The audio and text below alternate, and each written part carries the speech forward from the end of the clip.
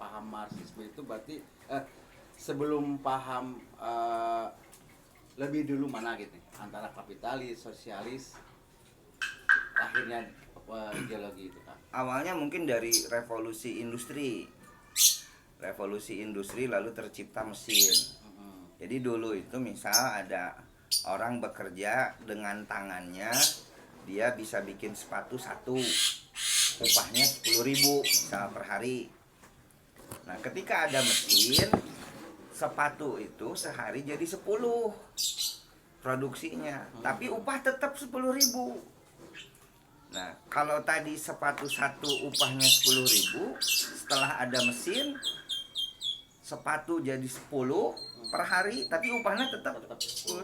Nah di sana mulai ada jomplang. Jadi revolusi industri yang membuat kapitalisme jadi akhirnya berjaya. Nah lalu Karl Marx datang, dia ingin industri-industri, pabrik-pabrik atau alat produksi itu dimiliki negara. Dimiliki negara supaya ya sama rasa adil ketika hasilnya tadi. Yang namanya Marx itu harus ada paradigma keberpihakan, itu catatannya. Jadi Marx itu harus berpihak ke miskin. Kesana dulu awalnya, berangkatnya itu. Orang tertindas, mustadafin, kita bela dulu. Nah itu paradigma awal. Nah setelah ngomong itu baru kita ngomong teori-teori lain. Kalau ngomong Marx. Jadi kalau dalam teori Marxisme itu harus ada keberpihakan ke rakyat kecil dulu, ke wong cilik gitu, ke orang terlemahkan. Tapi kalau kita sekarang ada suatu gerakan di Indonesia yang concern terhadap wong cilik, bukan berarti itu pengaruh keremak, bukan ya? Bisa ya, bisa enggak. Karena memang yang menjadi jargon di saat kita mau pemilu, yang menjadi jargon di saat kita mau pilkada ya pasti wong cilik dan wong cilik. Tapi ketika sudah berjaya jadinya kapitalis gitu akhirnya. Selanjutnya kami itu dari revolusi industri dan mulainya paham sosialis itu di mana dan kapan? Startnya ya ketika itu kelinci percobaannya ya Lenin, Uni Soviet kan, dan itu hancur. Jadi pemikiran Marx itu yang dari Jerman itu mulai diterapkannya itu justru di Rusia, di Uni Soviet. Itu ada yang disebut revolusi Oktober katanya. Itu yang mulainya adalah Lenin. Dan itu gagal. Boleh dulu itu Cina RRC itu komunis, sekarang jadi kapitalis kelas wahid kan gitu. Jadi saingan kapital Amerika justru di Cina itu. Dan yang saya inginkan itu, yang saya jangan sampai kita lupakan itu, karena kita Muslim, Islam itu sangat berpihak ke yang kecil. Jangan sampai kalau kita ngomong sosialis itu langsung tuduhannya komunis gitu, tuduhannya. Karena justru ide atau wacana sosialis menjadi seperti sepi gitu. Dulu ada buku bagus itu karangan Kiai Haji Masdar Farid Masudi itu, Agama Keadilan dulu. Lalu jadi fikih zakat lah. Jadi konsepsi fikih yang dibawa ke pajak. Tapi menurut saya itu usaha yang sangat keren itu dari Pak Masdari. Karena orang di Pancasila saja keadilan sosial bagi seluruh rakyat Indonesia itu yang paling susah disentuh gitu. Susah untuk diwujudkan.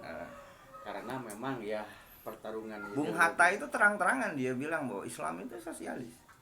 Bung Hatta seperti itu. Karena maksud saya juga kayak Cokro Aminoto itu bikin buku Islam dan Sosialisme gitu. Karena Islam itu sosialis. Cuman bedanya tadi Islam itu harus berangkat dari kesadaran. Kalau mulai masuknya ajaran Lenin, paham Lenin atau ideologi? Sneflet kan waktu itu ada gerakan internasional komunal tadi. Seluruh dunia mau berkomuni semua. Nah, cuman ketika komunisme datang ke Indonesia itu konsepsi Barat dipaksa di konsepsi budaya Nusantara, dan itu jauh berbeda. Kan kalau yang namanya proletar atau buruh di sana itu buruh pabrik. Kalau di kita kan buruh, apalagi waktu zaman dulu, buruh itu dikonsepsikan petani yang bekerja di sawah lalu ya jadi buruh kan gitu. Ya, karena Nah, di kita mah belum ada industri. cuman ada lahan pertanian yang luas. Makanya ketika komunis ada di Indonesia, yang dicontoh itu adalah ada satu gerakan namanya BTI, Barisan Tani Indonesia, karena itu mungkin ya anu jadi garapan anak teh.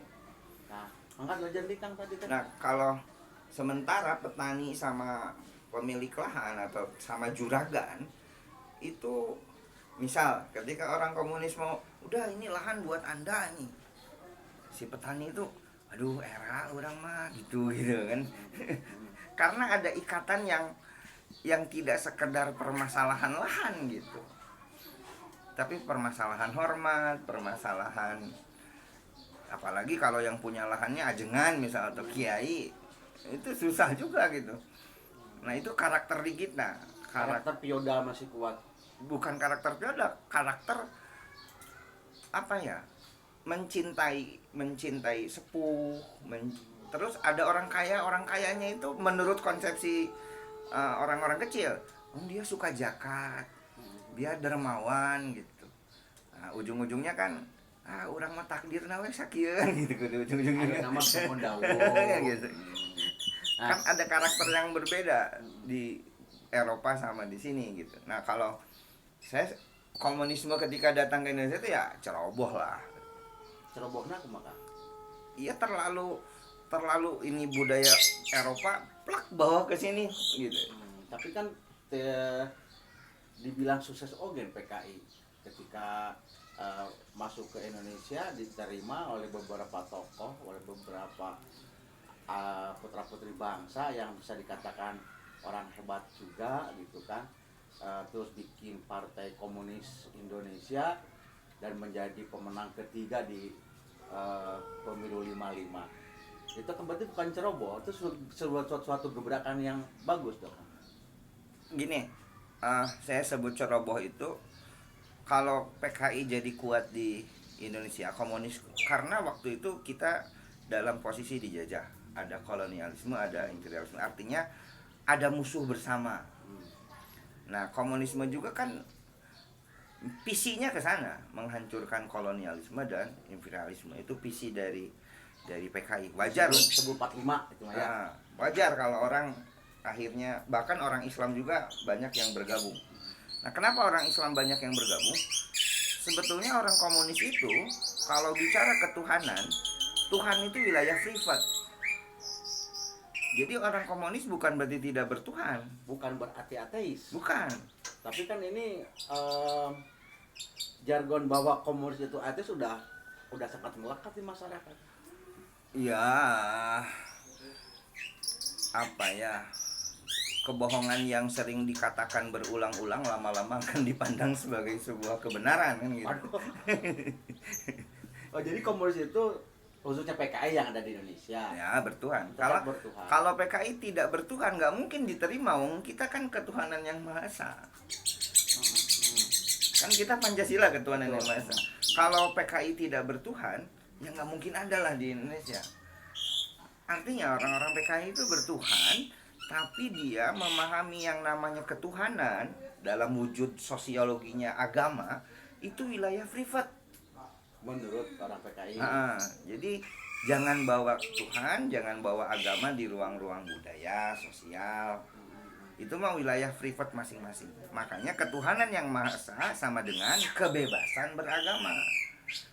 Itu konsepsi dari orang PKI dan itu bisa diterima, makanya berdirilah Partai Komunis Indonesia. Nah, tadi kan dibilang bahwa ada beberapa juga, banyak bukan beberapa ya, dari orang Islam yang masuk PKI. Itu pamit seperti kan ayah kan salah satu kiai yang masuk dari PKI juga kan. Haji Misbah itu baca Qur'annya bagus. Aidit itu baca Qur'annya fasih. Bahkan adanya seorang muazin katanya seperti itu. Betul itu kan? Betul. Dan di Mesir juga banyak itu ulama-ulama yang masuk di komunis gitu, di Timur Tengah juga. Karena ya tadi gitu, ada ide besar yang mereka sepakati, yaitu menghancurkan imperialisme dan kolonialisme. Waduh, kalau komunis tidak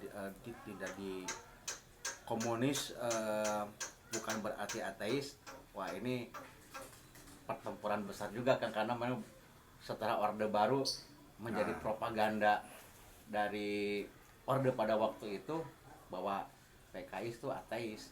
Ternyata begitulah. Ya kebetulan kan sekarang awal bulan Oktober, ya rakyat Indonesia memperingatinya sebagai Hari Kesaktian Pancasila atau juga kesaktian bangsa kalau boleh saya katakan. Termasuk juga menjadi momen penderitaan bagi siapa? Bagi bangsa Indonesia. Nah, melihat dari peristiwa mulai dari G30S yang awalnya makan G30S PKI, tapi sebagian orang bilang bahwa itu gerakan 30S tanpa PKI sampai dengan 1 Oktober. Gimana Kang? Kita kejadian 30 September 65 itu real. Itu ada jenderal dibunuh, korbannya ada. Lalu pembantaian manusia yang konon katanya sampai 1 juta lebih, itu real, ada. Artinya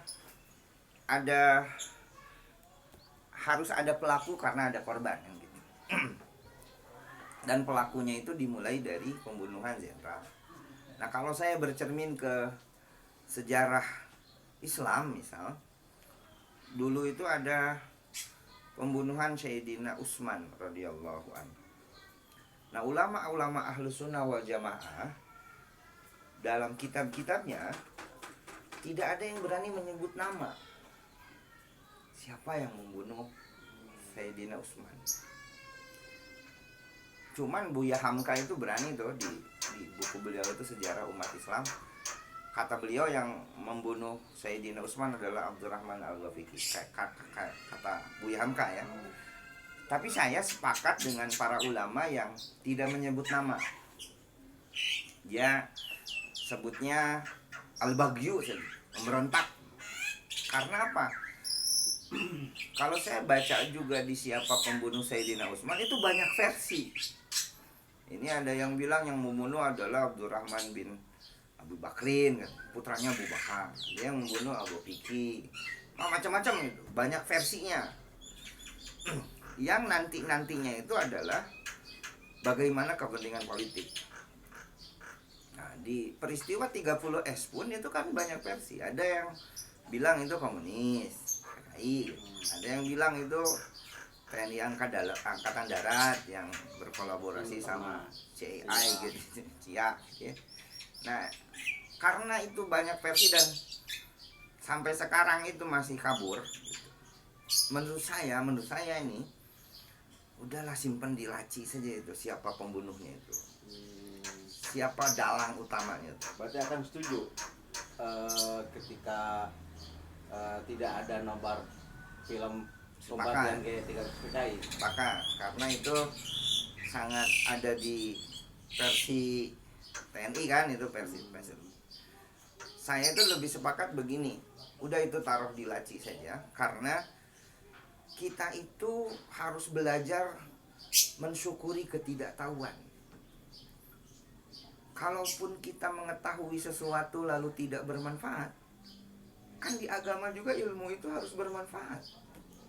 Kalau kita dapat ilmu lalu akhirnya membuat madarat, buat apa? Gitu. Kalau itu disimpan, dipetieskan, dimasukkan lemari sehingga tidak bisa dibuka lagi, apalah kan artinya jas merah. Jangan lupakan sejarah. Sedangkan kita kan belajar dari sejarah juga. Ini saya sepakat dengan ada sejarah yang harus diceritakan, ada sejarah yang tidak harus diceritakan. Karena apa? Kalau sejarah itu diceritakan justru akan dapat madarat. Kenapa dapat madarat? Ya karena banyak versi tadi gitu. Terusnya ribut itu seumur-umur. Nah, orang Ahlus Sunnah wal Jamaah itu ketika yang berkata siapa yang membunuh Utsman, Al-Baghyu aja gitu. Karena dia ngambil tawasyud itu, moderat. Nah, saya inginnya begitu gitu. Seperti ya tarikh-tarikh Islam atau sejarah Islam atau sejarah Nabawiyah sendiri itu tidak menceritakan hal yang dalam tanda kutip lah begitu ya. Nah, Tetap yang diciptakan itu adalah yang baik, yang baik, yang baik. karena kalau kita harus tahu semuanya sejarah itu mengingkari sunnatullah. Yang tahu semuanya kan Tuhan. Berarti kan ada sejarah yang tidak bisa diketahui dan itu hanya wilayah Tuhan saja gitu. Tapi kan bahaya kalau generasi yang akan datang, generasi sekarang dan generasi yang akan datang tidak mengetahui siapa itu PKI gitu kan. Bahaya beginilah, kalau di Indonesia ya, kalau ada PKI lagi kan gampang, undang-undangnya kan sudah ada, tinggal ditewak gitu, kan belum dicabut. Ya kenapa harus takut gitu maksud saya. Yang penting itu bagaimana zaman sekarang itu rekonsiliasi. Kan Gus Dur sudah memulai itu, dia minta maaf kan gitu. Padahal bukan dia juga yang salah kan gitu. Tapi dia sudah dengan legowo minta maaf.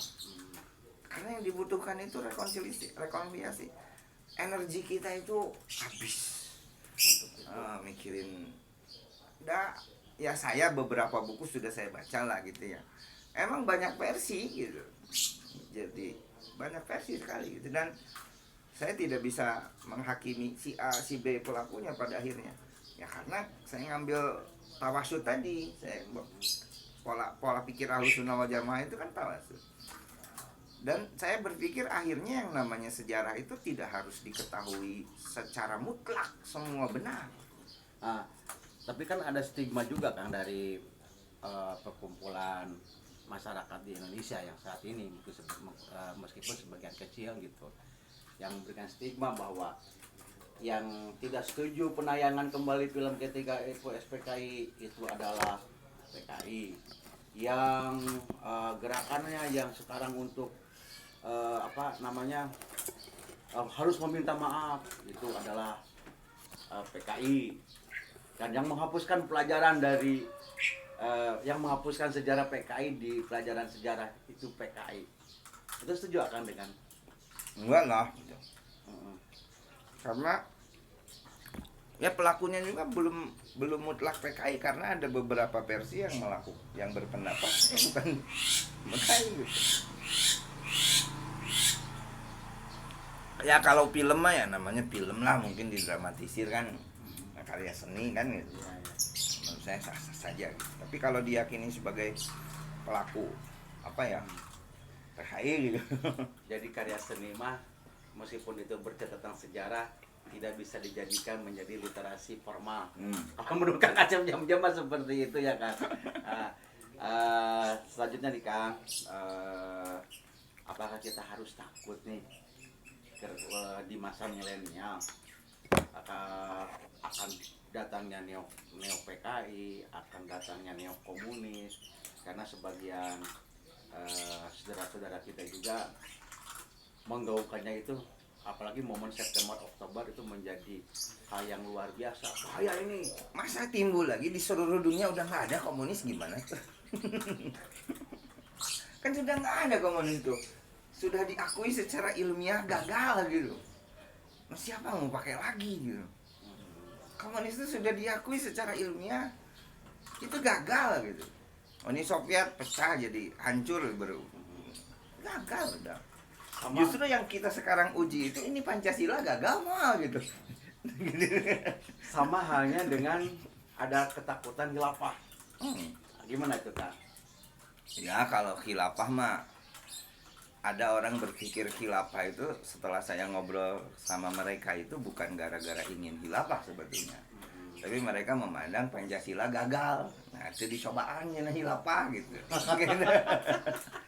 Karena dengan Pancasila yang kaya makin kaya, yang miskin makin miskin, korupsi makin banyak gitu kan. Mereka berpikirnya begitu. Ketika melihat realitas yang seperti ini lalu berkesimpulan Pancasila gagal. Nah, ketika gagal lalu mereka ngimpi. Kan cobaan itulah khilafah gitu. Nah, jadi khilafah pun belum ada yang sukses, mana yang coba Sayyidina Abu Bakar cuma 11 bulan. Sayyidina Umar dibunuh, Sayyidina Utsman dibunuh, Sayyidina Ali dibunuh. Masa kepemimpinan khilafah menghasilkan apa istilahnya itu para pemimpin yang dibunuh? Dari sana aja udah kelihatan gitu ya. Jadi Kalau menurut saya sih mari kita berpancasila dan bersabar saja gitu, karena tidak ada sebuah bangsa yang ujug-ujug hebat gitu. Hebat ya. Kita berpancasila baru 76 tahun gitu ya kan. Harus sabar karena yang namanya budaya itu harus sampai minimal 100 tahun gitu.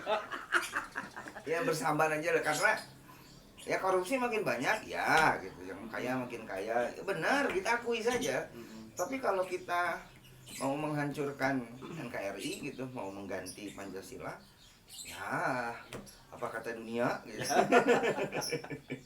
Ada komunis gagal, khilafah juga disebut gagal juga, meskipun di Indonesia belum pernah dicoba gitu. Tapi ada yang satu menarik, pernah baca bahwa PKI juga punya underbow ormas Islam di Indonesia yang justru namanya adalah Ikhwanul Muslimin. Itu betul kan? Nggak tahu tuh itu, tapi kan Ikhwanul Muslimin mah made in Timur Tengah, San Albana, Syed Qutb gitu. Ikhwanul Muslimin itu menjadikan Islam sebagai ideologi. Jadi Islam sama dengan ideologi, komunisme sama dengan ideologi, kapitalisme sama dengan ideologi. Nah, ketika Islam disejajarkan dengan ideologi, berarti Islam itu selevel dengan isu-isu yang lain. Nah, menurut saya Islam itu terlalu tinggi untuk disejajarkan dengan komunisme. Makanya saya tidak sepakat Islam jadi sebuah ideologi. Islam itu moral aja. Aduh, luar biasa. Sampai kapan kira-kira pertarungan tiga ideologi besar di dunia ini, Kang? Ya ilah yang milki amat. Jadi sing sabar gitu ya, sing sabar. Ya aduh itu nama jangan takut bakitnya PKI, jangan takut juga bakitnya khilafah karena Pancasila. Saya kira masalah PKI mah itu mah isu politik aja. Karena oposisi di kita kurang cerdas, jadi digoreng-goreng aja yang kayak gitu. Menurut saya begitu, menurut saya. Kalau digoreng dadakan mah hangat kene pasti rawas pisan ya kan. Aduh, sebagai kesimpulan dari obrolan yang luar biasa saat ini kan, jadi bisa memberi pemahaman khususnya kepada saya sendiri ya tentang tiga dasar ideologi yang ada, yang terutama bagaimana kita menyikapinya gitu aja. Menurut saya itu orang yang ingin berpikir maju, orang yang berpikir ke masa depan, ya udahlah, masa lalu itu karena tidak semua masa lalu harus kita jelaskan secara tuntas gitu, karena kita bukan Tuhan juga gitu. Karena kita itu melihat dalam sudut pandang yang terbatas. Wa ma utitu minal ilmi illa qalil, kan kata Al-Qur'an. Tidaklah aku berikan kau itu ilmu kecuali sedikit saja. Nah, gara-gara yang sedikit ini lalu kita jadi ribut, kan nggak baik gitu. Menurut saya itu ya udah lihat ke depan aja lah. Rawat Pancasila, jaga NKRI, jaga persatuan. Sering saya bilang jangan sampai ada pertempuran kebenaran. Kebenaran itu silahkan Anda pegang dengan keyakinannya masing-masing. Tapi kalau sudah bernegara, berbudaya, bersosial, kebenaran itu harus menjadi kebaikan. Lalu kebenaran yang kita yakini di floor di media sosial dengan cara menghina-hina orang lain, nah itu yang salah. Jadi kebenaran yang kita yakini itu dibawa ke ruang sosial harus jadi sebuah kebenaran. Ada yang beranggapan bahwa pelakunya komunis, ya monggo. Ada yang beranggapan ya monggo, kan itu kan sudut pandang yang berbeda. Tapi kalau sudah di ruang sosial ya pakailah etika, diskusi yang cerdas gitu. Jangan apa ya, jangan nyinyir sampai ya bahasanya nggak baik gitu. Wah, udah so bijak kayak gini. Harus bijak untuk saat ini. Aduh, para warga sadayana luar biasa obrolan anu alit mundalna. Jadi marilah kita pegang kebenaran kita sesuai dengan pendapatnya kita masing-masing, dengan mewujudkannya kebenaran itu dengan kebaikan. Itu saur Kang Paus. Atau non Kang seruput kopina, mangga dilajeng ngopi.